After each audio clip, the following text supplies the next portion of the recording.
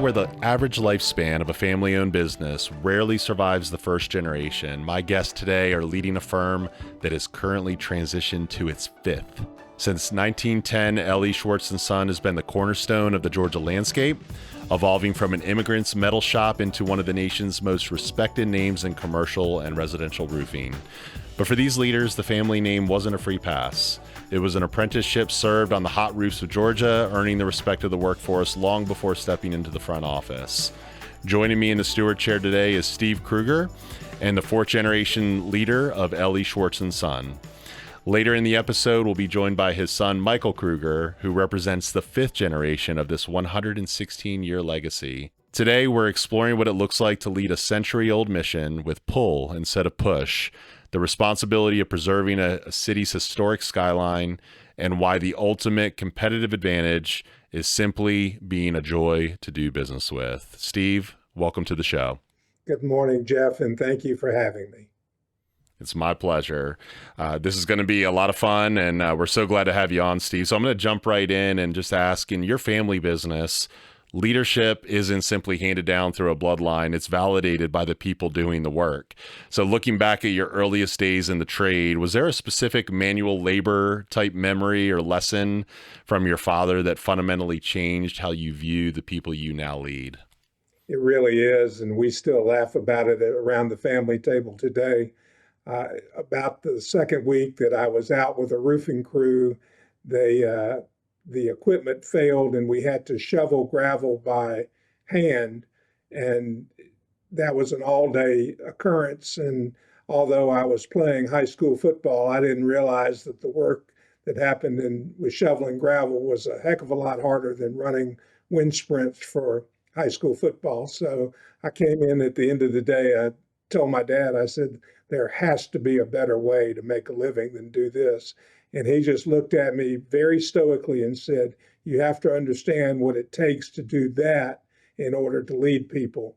And there's people that still to this day remember that event here besides the family and laugh at me about it. So it's a lot of fun to go back and live that, but also it does give you some respect with those that you work hand in hand with, both from the executive standpoint as well as the hourly standpoint. Yeah, I love that part of your story. I was actually talking to an entrepreneur that runs a cabinetry business last night. We had some company at our house, and his sons are kind of waiting in the wings to work in the business. And he was talking about how he always leads a conversation with his team now that there's never a job I'm going to ask you to do that I haven't done before, that I don't have empathy for, that I don't understand. So I guess in your case, it's kind of that proverbial dirt under the fingernails experience that maybe changed the way that you lead. But how does that help you when it comes to like delivering difficult messages or scoping out projects and understanding the practicality of it and how people go about their work? Well, I used to say the same things, but then we worked on a water table on the exterior of a high-rise building. And I looked at that and said, I just didn't have enough fortitude to climb over that wall and do that. So we have people that are willing to do things that I'm not anymore. Maybe age and maybe weight and the like of that, but they do understand what they do, and one of the key components of that is we want them to do it safely, and that is an integral part of our culture. That whatever they do, we want them to go home at the end of the day, perhaps more tired, but at the same time safe and back with their families. Yeah, I love that. Yeah, and I would imagine after 116 years of being in business, there's going to be new challenges to the projects that you do and the things that you tackle that maybe you hadn't done in the past when you were young and able, right, to do all those things. So that's for the next generation to focus on. For sure. Yeah. I wanted to talk about your grandfather. So Louis Irving Schwartz is described as an American saga. So an immigrant metalworking person that started a shop in 1910, and it eventually became a national leader in the space you're in today.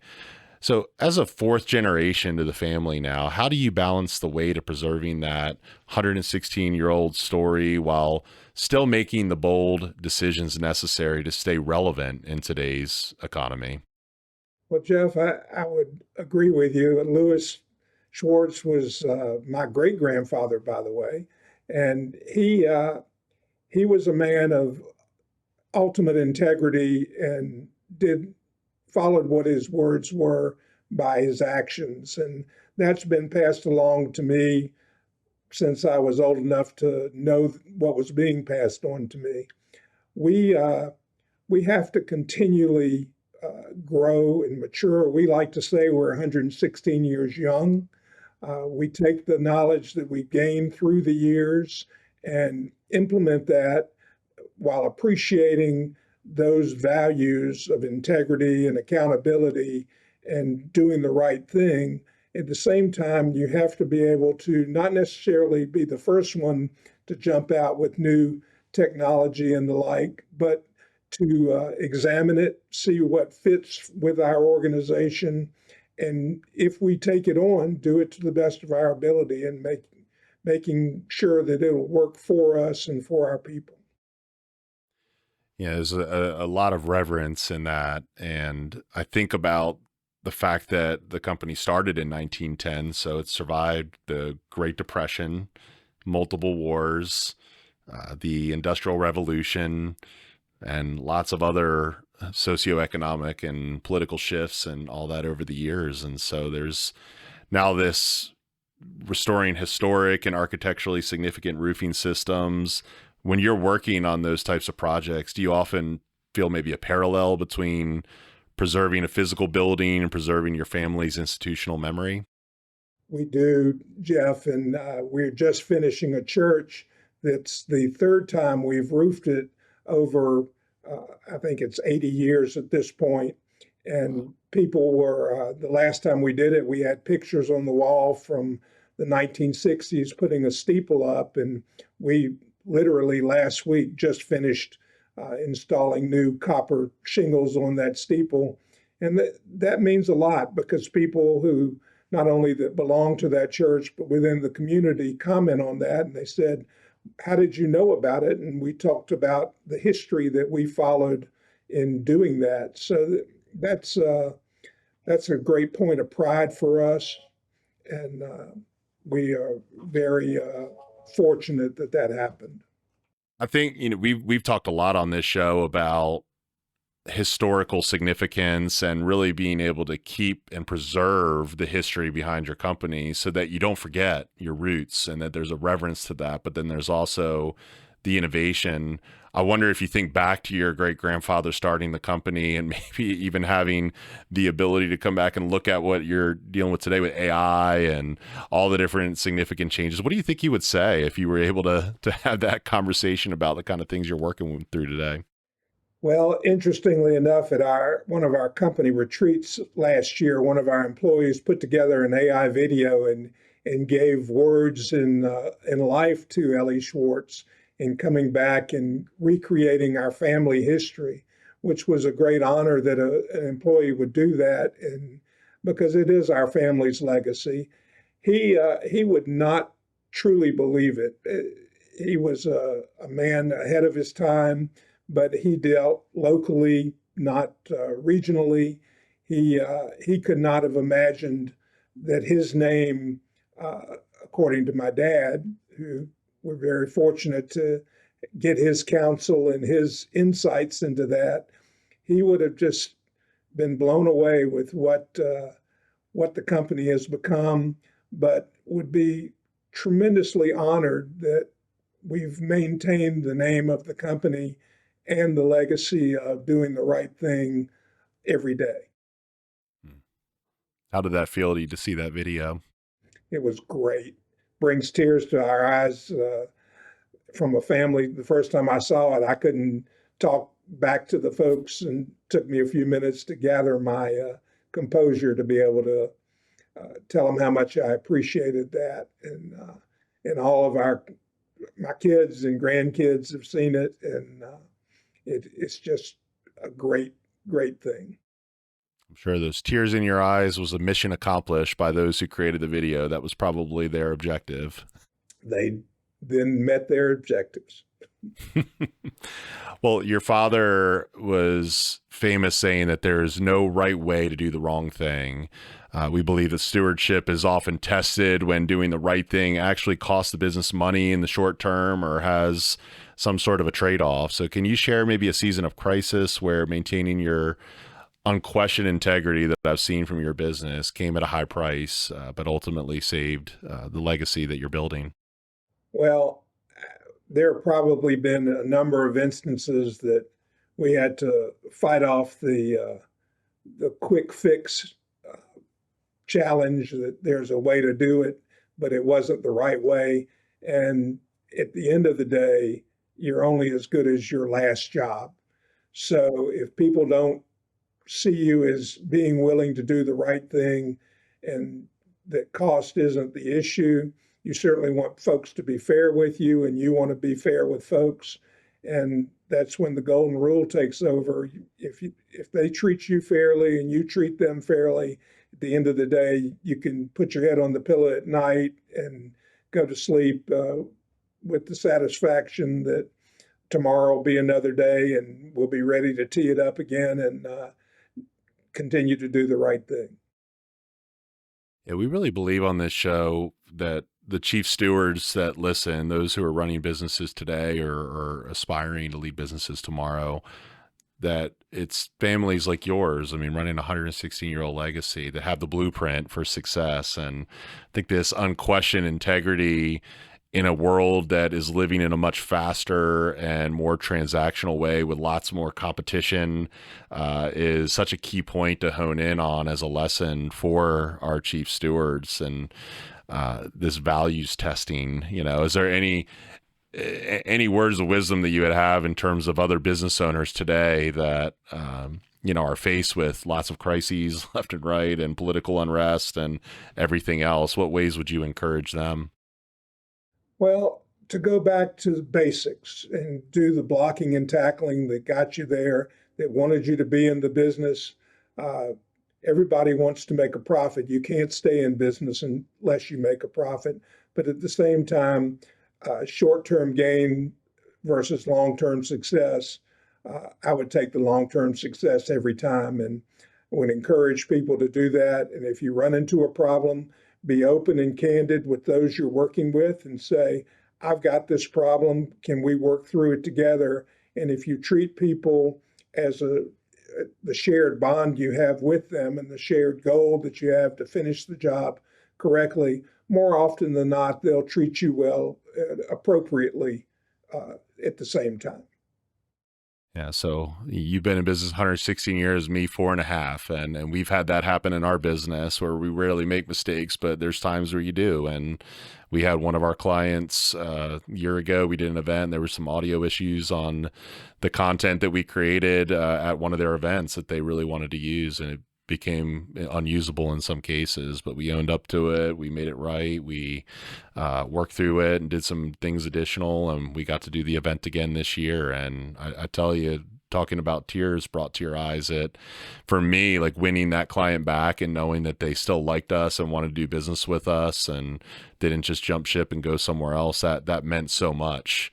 So what you're telling everyone now as chief stewards is something I feel deeply and will always live by. I think integrity, that's integrity lived out in my mind, wouldn't you say?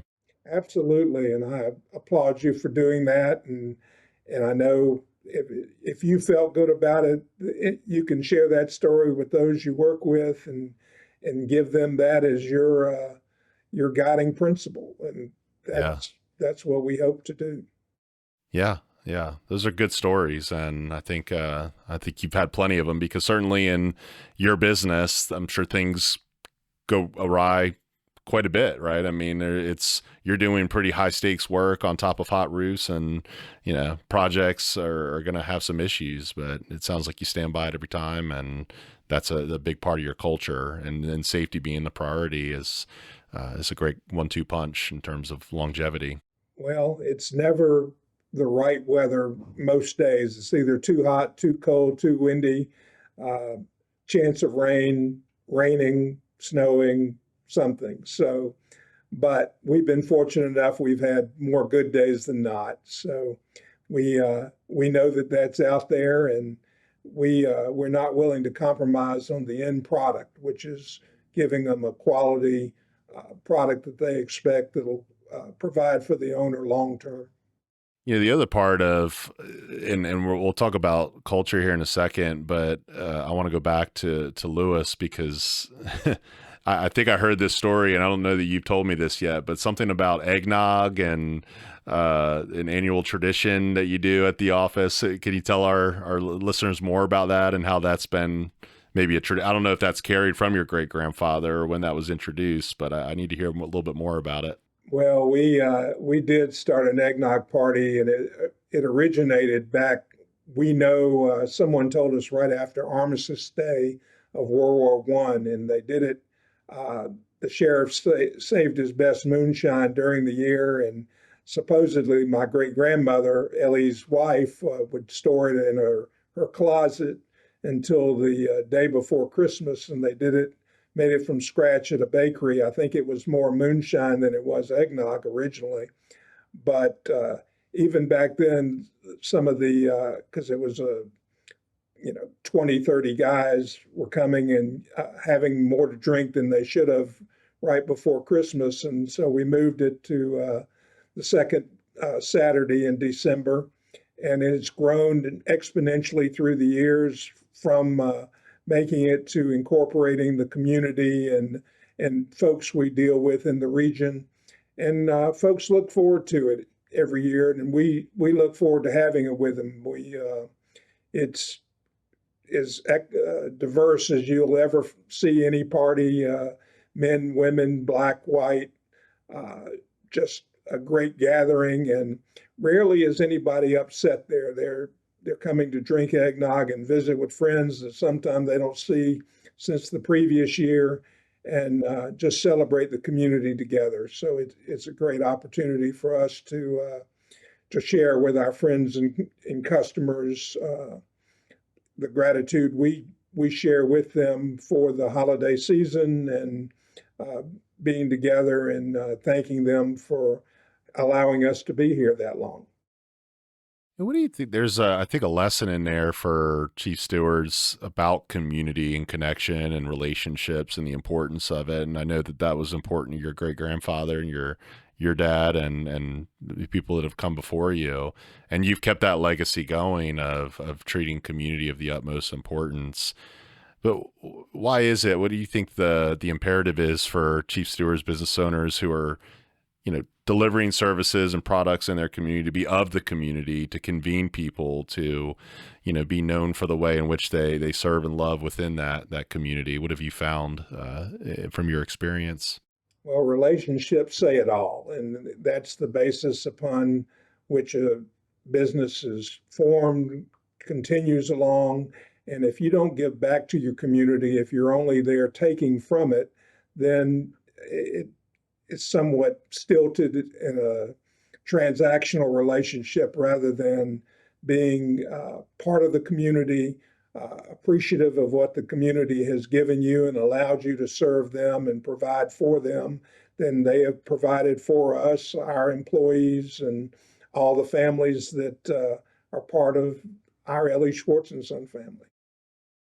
Well, it's certainly had a indelible mark on your community. I remember when we were in Macon and we came by and visited your office, and then we went over to Sheridan and met with some of their team over there. They're like, you got to ask them about the eggnog. It's this thing we look forward to every single year, and it's created quite a stir in the community. So it's really cool to see.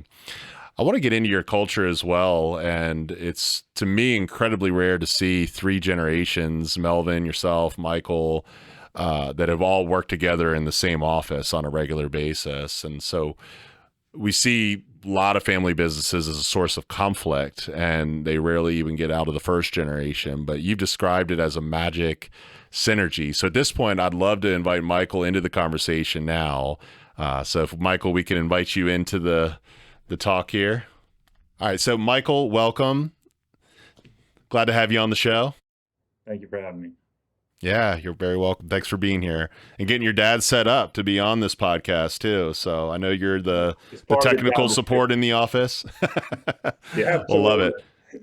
Yeah. Well, I want to start by just asking, how do the three of you, or how have you traditionally managed the daily dialogue that you're honoring your history while still moving the needle forward in your business? So I'd love to hear that from you first and foremost, Michael, and then we'll go from there. Sure. Well, it's an honor and privilege to get to work with my father and grandfather every day. I mean, I've been here over 20 years now, and it's a special thing. We all get along very well, and I think the main thing is that we have the shared goal of continuing this business and seeing it thrive. And even though we may see things a little different, we always want the same thing. So we're able to kind of get together, collaborate, and if there's any major decisions, we have discussions on them, and we typically always leave that discussion on the same page. This is what's best for the company and our family. Love that. Steve, thoughts? Well, I would add that we have like goals, but we do things differently. I always regularly say my dad's a visionary, I'm an implementer, and Michael's the best of both of that. He brings the new energy and dynamism. Plus, he understands the technology that my dad and I don't. But we wouldn't be where we were today if Dad didn't see ahead and come up with some ideas. And me, along with our management group, have taken those, implemented them, and tweaked them along the way. And then Michael's joined that group and brings a valuable insight to that. So we have good traits that mesh well, and we don't have a lot of jealousy. We cheer for everybody to succeed, and it doesn't matter who gets the credit for it. Hmm. That's, I think, an important point about the jealousy.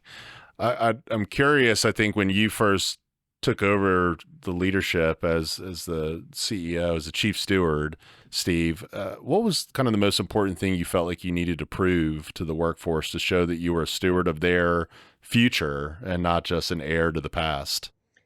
Well, you kind of accept the fact that there's going to be some question that they've been under some leadership and taking that over. But I had worked together with them for 20 years before rising to the level of president, and they were familiar with me.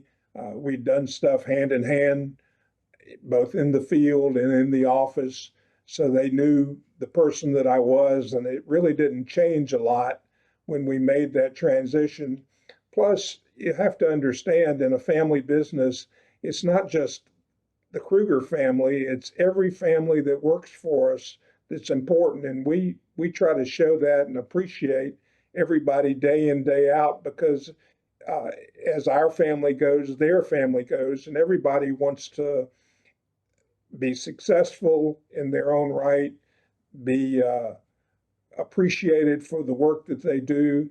And so we look at that family business as every employee is part of the family. Mm. As our family goes, their family goes. I love that. Well, I would add to that, we've had several family members not in our family work for the company, fathers and sons, husbands and wives, brothers. So there is a lot of family atmosphere here. Mm. Michael, what has been your take on that? Like coming into the leadership roles and responsibilities that you've had, have you felt any differently about the things you need to prove to the workforce just to show the stewardship of their future? Yeah, I think it's similar to Dad's story. I started in the summers working on the roofs, and it was not fun.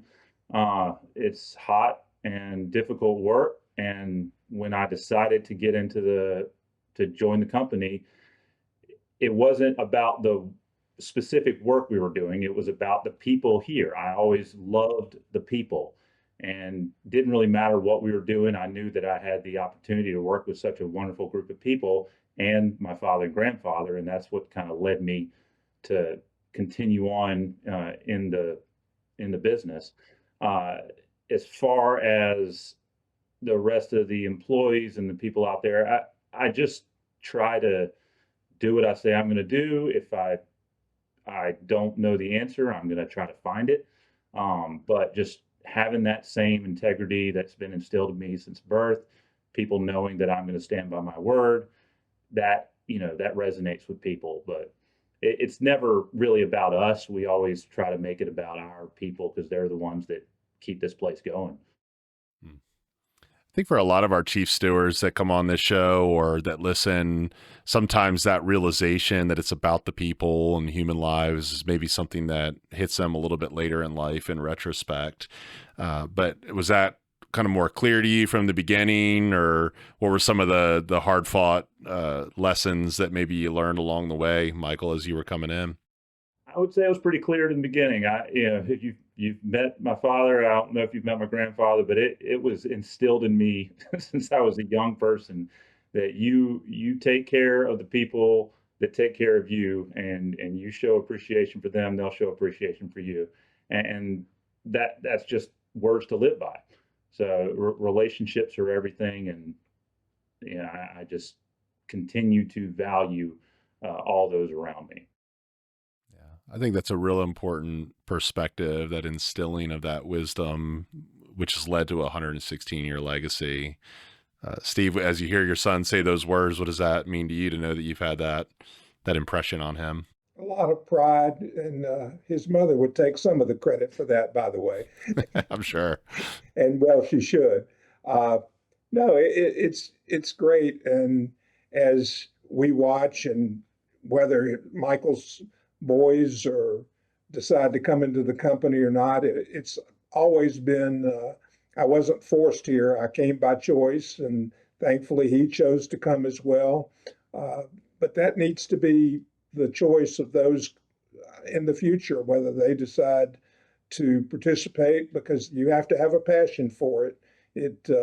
It's not just, as my grandmother used to say, we're not just sitting by the pool every day being served cocktails. We're out there working hard, and so that's part of the deal, and part of the privilege, actually.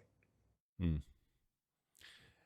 We talked a little bit about how your great grandfather has now been depicted through AI, and you've had this video, and you've had this chance to maybe hear what his thoughts may have been 116 years from him starting the company, and looking at the legacy that was left behind. Let's try to fast forward well beyond both of your lifetimes, 100 years from now, assuming, L.E. Schwartz and Sons, and I assume this is going to be the case, is still around doing business through generations to come.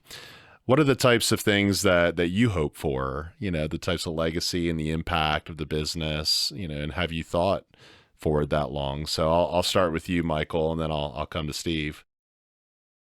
I don't know if I've thought about 100 years, but other than saying we want to continue on for another 100 years, we would love for this place to keep going with our family as the steward of this business. I've got 3 young sons. I don't know if any of them are going to be interested in the business. I'm not going to push them, just like I wasn't pushed, just like Dad wasn't pushed. It was just something I felt I wanted to do, and one of them may decide that. And if not, we will continue in another way. But I just hope that the company remains a valued asset, not only in the community, but to the employees that continue to work here, and find a place where they can feel a part of something. We hear that a lot from our employees, is they feel like they're part of something bigger than just work and a paycheck. They love being here, and we love having them here. So I think as long as we continue to hire the right people that fit our culture, and hopefully we have some future family members continue on in our name, that this place will continue to thrive. That's great. And Steve, for you, I know you've counseled Michael that a leader must work within the parameters to allow others to come with you versus just pulling them along. And I see how that has come through your lessons. But talk to me about kind of your vision for 100 years down the line, what that might look like. Well, the only thing I would add to what Michael said was that whoever is here, and we certainly would hope we're here and thriving, is they appreciate where they came from. That we never lose the vision of the founder and those that came after him, because we think that's the key to how we've been here for 116. And I don't think those lessons ever grow old. I think if you continue to be a valued, added person to your employees, to your community, to the people you serve, then that lesson will live through generations. Well, that's great wisdom. And we have lots of business owners and chief stewards that listen to this show. And if there was maybe just one thing that you would hope to leave behind, wisdom for them to take back to the desk and apply into their leadership today, Steve, what would that be to you? Be true to yourself. If you do the right thing and do it the right way, then people will work alongside you to share and forge that common bond to be successful. And Michael, I'm going to guess that you agree with that fully, but is there anything else that you would say? Really can't add anything to it. Just value the relationships you have within the company and out in the community. I think as long as you're genuine with people, they'll respond. Well, this has really been a great conversation for me. We do study the companies that have built resilience and that have stood the test of time. I don't know that we've yet had a company on the show, a chief steward, that's helped a company last 116 years. And so this was really a privilege, and what you're doing is really special, the lives that you're touching, the way you're in your community. So I just want to encourage you both, just keep doing what you're doing. Thank you for your example, the light in the world. We certainly need more of it. So thank you for coming on the Steward Chair. Thank you, Jeff. We appreciate having the opportunity. Thank you. Well, that was a lot of fun and very meaningful to me. I hope it was to you, hearing from two leaders who are leading a 116-year-old company and carrying that legacy forward. Their story, I felt, was a masterclass in their case of earning the roof, a powerful reminder that stewardship really isn't a title that we inherit, but it's a reputation that we build alongside the people that we serve every single day. And so the steward's call, I feel like, for today is to stay true to yourself by mastering the blocking and tackling of integrity. Steve's closing advice to fellow chief stewards was simple, but in my mind, pretty profound. You can't stay in business without a profit, but you can't build a legacy without being a value-added person to your community.